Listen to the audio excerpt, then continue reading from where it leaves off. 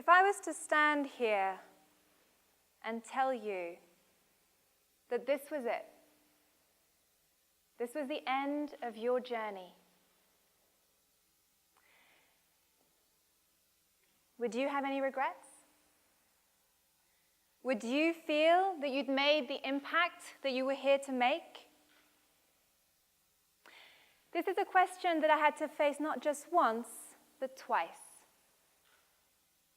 The first time, I was a successful lawyer in the City of London, and I thought that I'd made it. I had been ticking all the right boxes of success.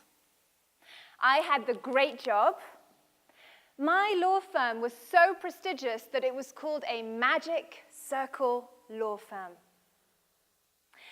I had the nice salary, the lovely apartment, and the right lawyer boyfriend.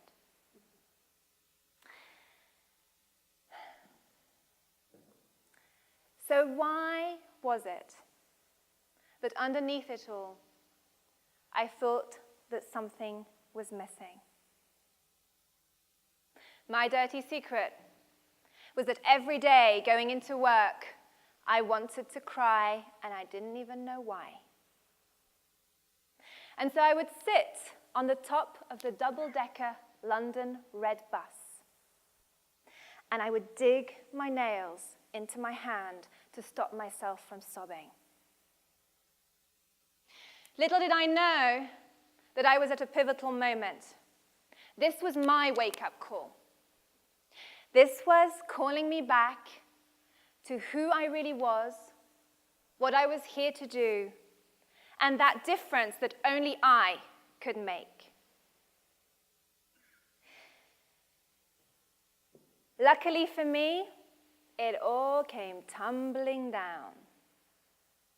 On the 10th of December, 1999, I was admitted into the hospital.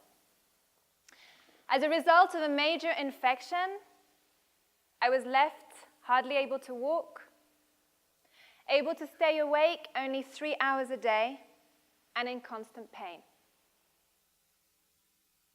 The only good thing about that is it does get you to stop, and it does give you some time to think.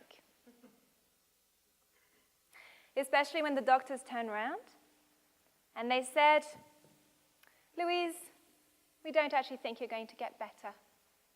This is your life now." And as I lay in bed, staring at the white wall that I'd become quite used to by now, I asked myself, what about if they are right? What about if this is it? What about if this is really going to be my life from now on? What will I regret? Now, I thought that what would come would be not becoming a partner in the law firm that I've been working basically day and night for years. But what came was not doing the Inca Trail in Peru. Now, the funny thing about that is I didn't even know where Peru was on a map. And in that moment, I thought to myself, God, I am so screwed that the only thing that I will regret, because I've become so disconnected from myself, is doing a trek in a country that I can't even locate on a map. And in that moment, I got it. That thing that was missing, it was me. I'd lost myself in the chase for success. And this was my wake-up call. This pivotal moment was calling me back to myself and to my true potential. And so in that moment, I made myself a promise. And that promise was to stay true to myself, to find my purpose, whatever that was going to be, and to live with no regrets. And I've stayed true to that promise ever since. These days, my work is to help leaders to navigate those pivotal moments or even to avoid them altogether. I help you create inspiring, meaningful work that has real impact.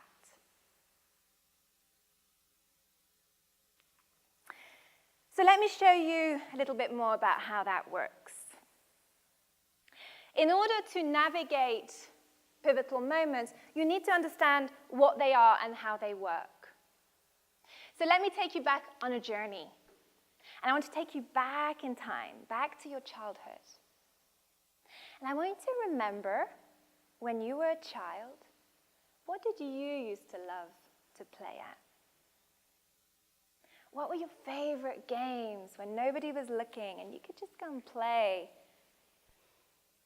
For me, there were 3 games. There was magic potions, there was saving the world, and there was mirror speaking. Magic potions meant that I would scoop up all my dolls and I would take them to the bottom of my grandmother's garden. And I had this secret place. And there, I would let them just rest and take some time for themselves.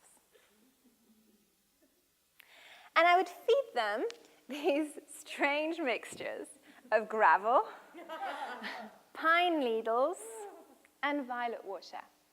Delicious. Now, the idea of those potions was it was meant to make them feel happier. You wouldn't think it, thinking about what was in them, but anyway. Saving the world was me on my bike, and I would pedal really hard, and behind me, there would be all these people. And I was taking them to this bright new place, and we were definitely going to make it here. And the idea was that everybody was going to make it. And if anybody fell down, I'd stop and I'd pick them up.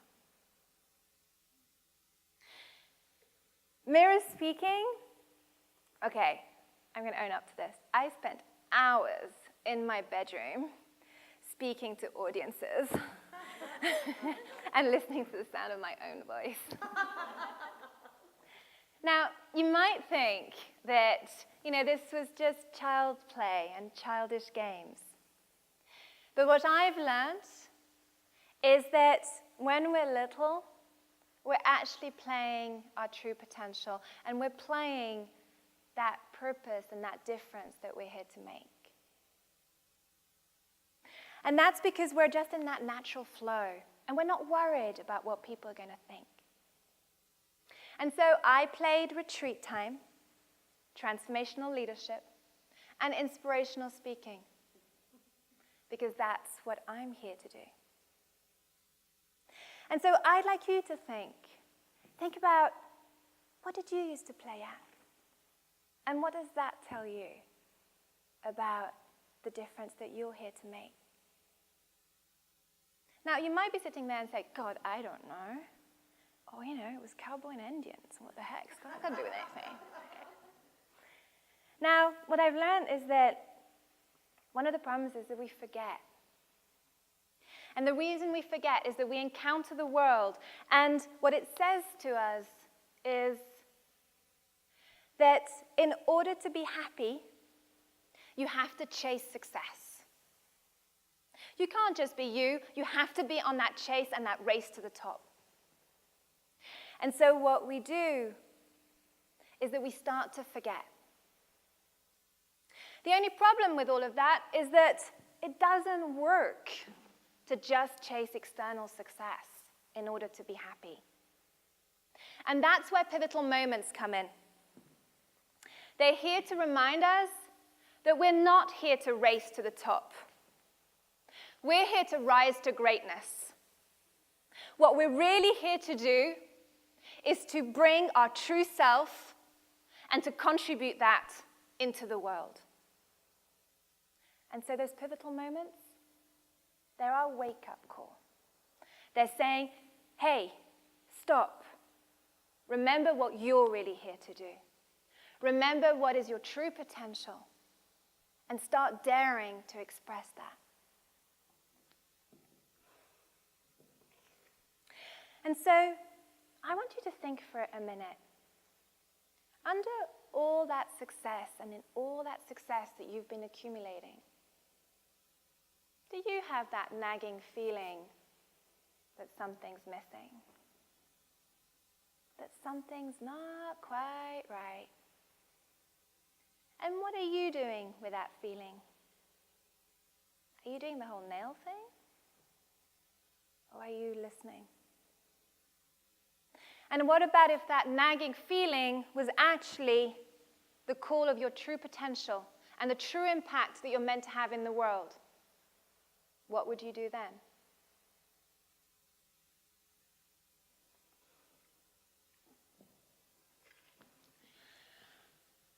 Positive energy leadership is the antidote to pivotal moment. It's also its vaccine. Positive energy leadership is about being who you really are, doing what you're here to do, and making that difference that only you can make. It's based on the idea that you're here to align to your true potential and to express that back out into the world. Nice idea, but how do you do that? So let me help you.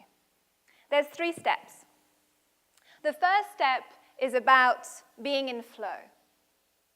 Now, what we know about emotions is that negative emotions are here to tell us what we need to survive. And positive emotions are here to tell us what we need to thrive. Because emotions are messengers. And so, when we are in flow, and those are the moments where you're so inspired by what you're doing that you lose track of time, those moments are the moments when you are the most connected to your highest potential. And so the most time you spend in flow, the more you get connected and you remember what your true potential is. That sounds like a nice thing, right? Only hitch is that we spend more time in stress than we spend in flow. And so the first step is to create positive energy habits that help you build that flow habit back into your life. The second step is about aligning to what you're here to do. And what that's about is it's about creating your ideal work around your flow. And what you do is that you take your flow and you unpack it. You dig deeper into it. And from that, you start to retrieve different elements of your potential. You start uncovering your real strengths, your real drivers, your true purpose. And you take that and you match it to what someone needs and is willing to pay for. Now,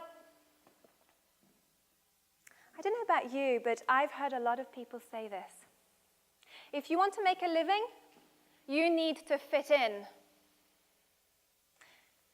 In my world, if you want to shine, you need to create work that fits you. And what I know is that it's possible.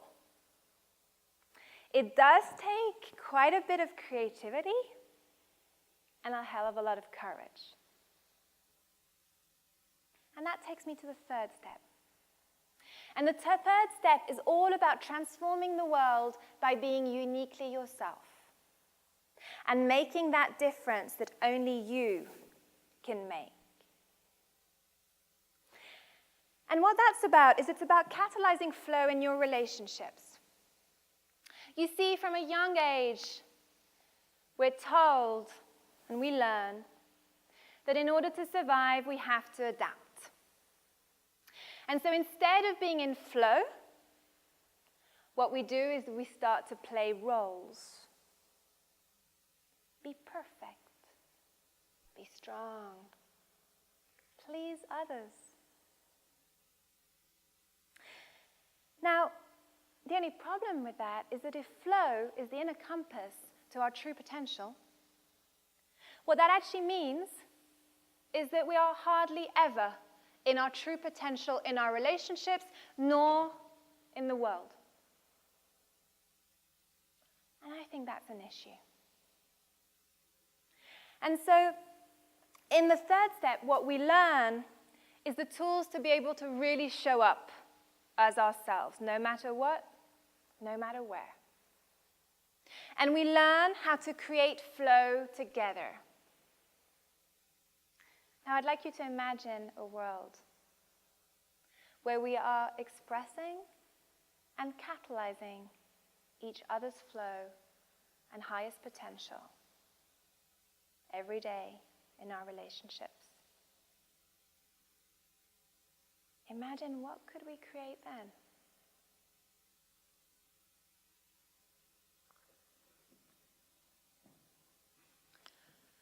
If you had a second chance, would you take it? I did, and I hope that you do too. 14 years after that first pivotal moment, I found myself back in the hospital, this time with a suspected stroke. And you could think that history was repeating itself. I was at my most successful. I just made the most money that I've ever made as an entrepreneur. I was working for some of the top companies in the world. And I was also at my most fulfilled. I was running retreats for leaders on inspirational and transformational leadership. And just the week before, I'd had two multinationals who'd approached me and said, please just come work for us. You can just create your own job and you name your price, just come work for us. But for now, I was back in that hospital bed, being rushed into intensive care. And as I said goodbye to my partner, not knowing if I would ever see him again, that question came again. Louise, what will you regret? And this time, the answer came and was nothing. And as my life started to flash before my eyes, 3 questions came to assess how well I'd done.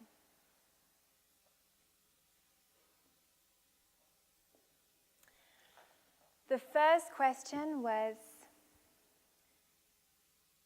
had I experienced enough joy? Had I done enough of what my heart truly wanted to do?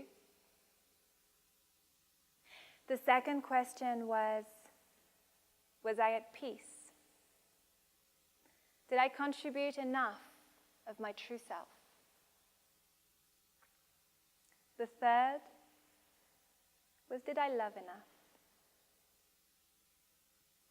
Did I deeply value and appreciate both myself and the people in my life? Now, let's be clear. I hadn't done it perfectly. I'm not perfect, right? But I'd done enough. And ultimately, I'd been the positive energy leader that I was meant to be. And so I had the ultimate prize, which was to be successful on the outside and to feel fulfilled on the inside.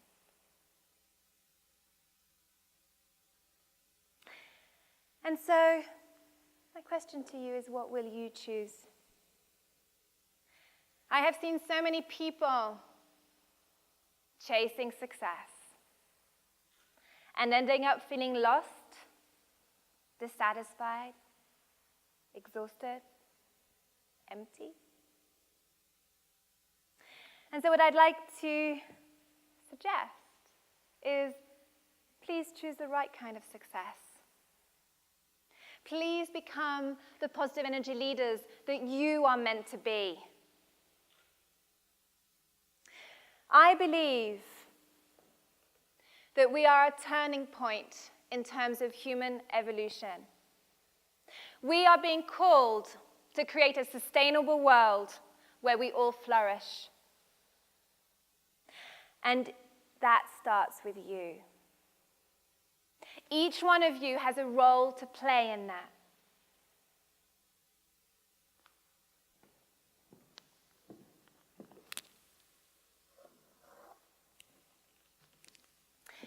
Have you ever done a jigsaw puzzle? And you do it, and you get to the end of it, and there's just this missing piece. What about if you were that missing piece?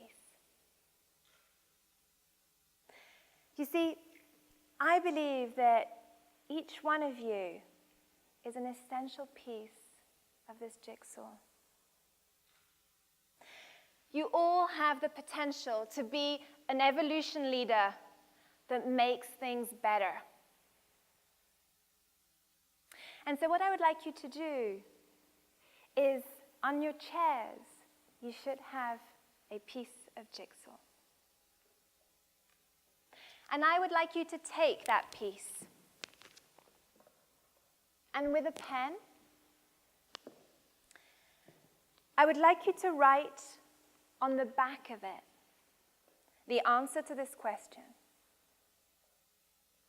If you change nothing, what will you regret? If you change nothing, what will you regret? And on the front, what's that one thing you can do that will move you closer to the impact you want to have? What's that one thing that will move you closer to that real impact?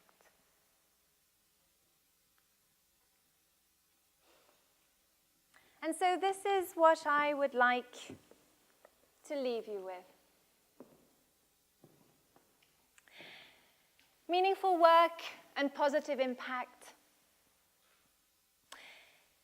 It's not about going to automatically work for a non-profit or for a startup. I see so many people just saying, oh, I'm just going to leave it all behind and go and save the world. And the reason I say that is that, you see, it's not about location. It's about how you show up right here, right now. And so I want you to keep that jigsaw piece as a reminder that positive impact is only ever one choice away. And that we need you to be who you really are, to do what you're really here to do, and to make that difference that only you can make.